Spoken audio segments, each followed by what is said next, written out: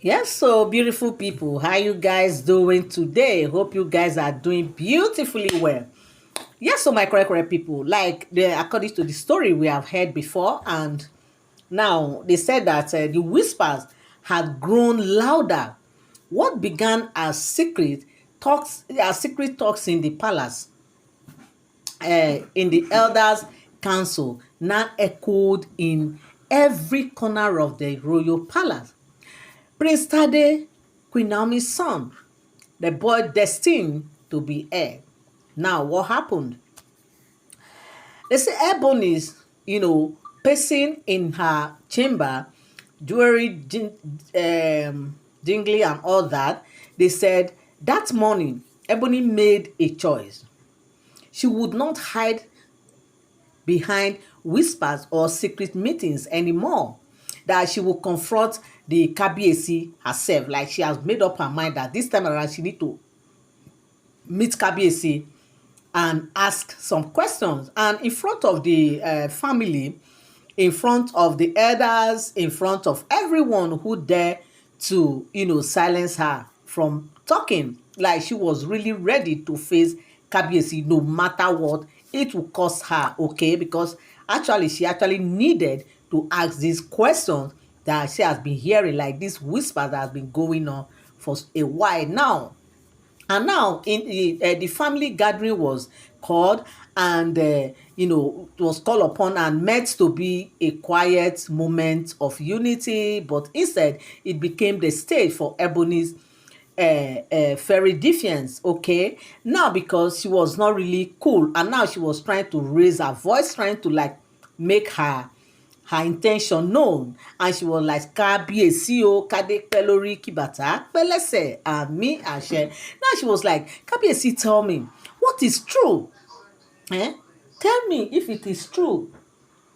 Okay, you say like, so Ebony is really like, she really need an answer. She really need to know. Let it not be that it's just a whisper, or it's just what she's hearing from people around. She really want to hear from Kabiesi one-on-one. Now she's asking Kabiesi that Kabiesi should tell her if it is the truth that he has chosen Queen Naomi's son, that is Tadenikawo, as his heir. If let it not be that it's true, like she want to believe that it's not true.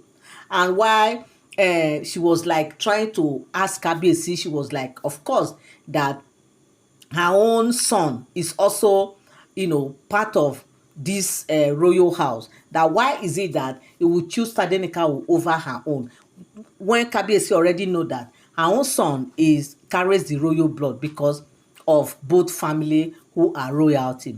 Now, when she was trying to, they said that the hall was so, when she was talking, they said everywhere was just silent. The whole place was silent.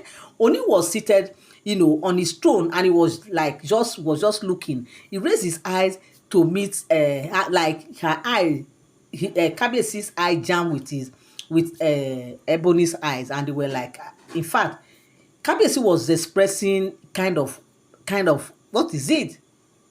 What is it? And of course, Kabiesi, when you see a woman, the one you call your wife, you know, asking you this kind of question, you will want to like, what is behind this woman's action? Like, who is giving her this mind? How did she have this mind? Okay, now Kabiyesi is now asking, say, Ebony, the throne does not belong to him. Like he was saying that the throne does not belong to me, it belongs to destiny.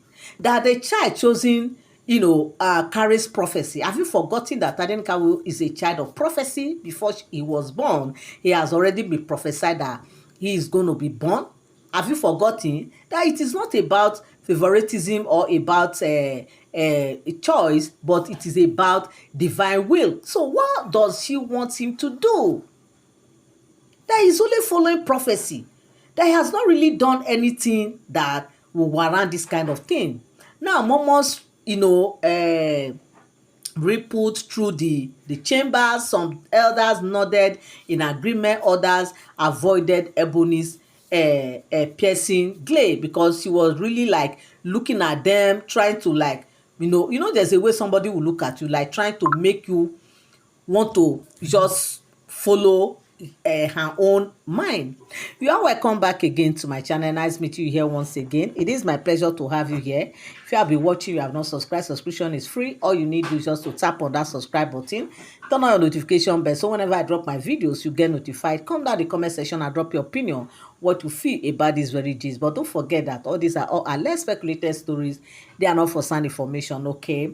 Now, don't forget to leave a thumbs up. Thank you so much, my correct people. So my correct people, in fact, a whole lot they said has been happening. That in fact, Oletik right now, she's also saying that, look, this matter is not the way Kabiesi is actually saying it. That of course, she like this, so she came up and they were like, okay, you two, what do you have to say?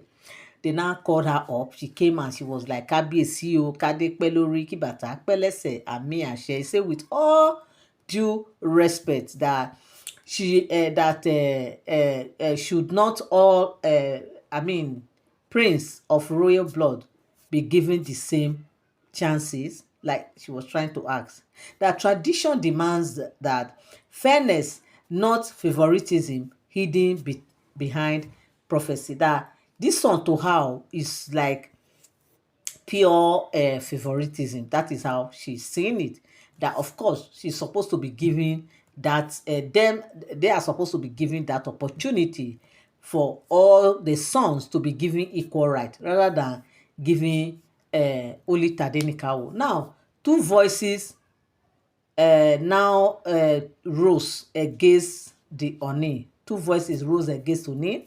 Ebony's fairy rage and Toby's, Oletik cold logic. You know, Oletik is always appearing calm, easy, thinking that she's the most, soft-spoken person, not knowing that in that softness, there's always a statement that she always makes. The palace trembled with their words. Of course, everybody were like, what is going on? What is happening? Now, Ebony is saying that, with a kind of pain in her heart, some kind of, angrily, she was like, if Naomi's son, okay, is here, then what are my sons? Now, what do they become? Shadows? Forgotten blood? Like, why are they saying all those things? Because obviously now, Kabiesi is like, I am not doing anything that is different. Like, what I am just doing right now is just to give Tadenikawo that privilege as a first son, to just be in charge of things.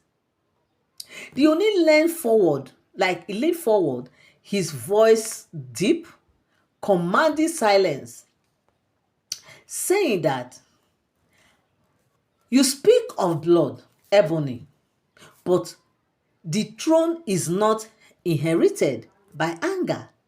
The oracle spoke before Tade's birth, which everybody is aware, and the elders witness it.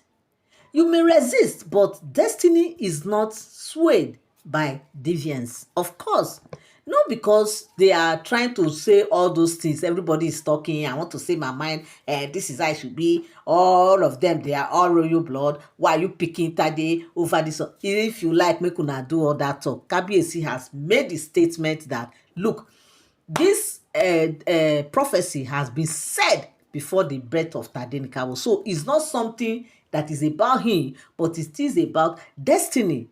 So whatever you people like, you can do whatever you need to do. All what Kabiesi just said now is that this is just it.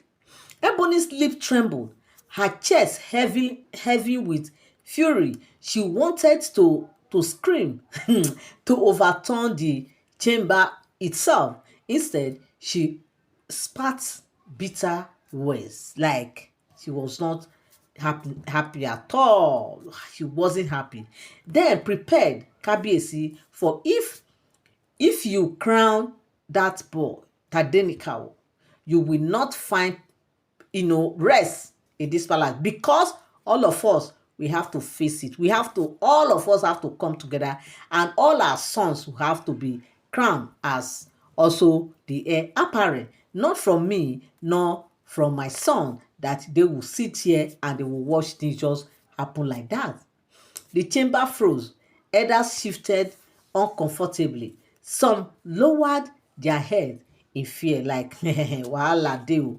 For the first time, Ebony had not just questioned the Oni, she had defied him as well. Like she shouldn't have done what she did because obviously it is against the tradition and the custom of the people for Ebony to behave the way she did. And right now, people are saying that what are the consequences for her actions and even um, that of Oletik, because obviously they are not supposed to talk back or even ask questions as per what Kabiesi is about to do. And of course, Kabiesi being a kind and a good man who always consider others' feelings and everything. Now, Kabiesi has told them that, look, this is prophecy that has come way before Tadenikawo was born. And of course, destiny has to be fulfilled. So it's not about the crown, it's not about the blood, it's not about who is supposed or who is not, but it is about destiny. And of course, destiny calls and people have to obey. So now, but why Ebony's fired bond, Queen Naomi's calm flame remained steady. Far from the palace walls, Queen Naomi prayed quietly with her son beside her. Unanswered of the storm, her very presence had ignited. So my correct people, in fact, a whole lot is really happening. It's becoming more interesting now. Like the tension is becoming high right now in the palace because of all these things that we are hearing. Now the palace was no longer a place of peace. Division has taken root, and with Ebony's threat still echoing in the One's heart, one truth became clear.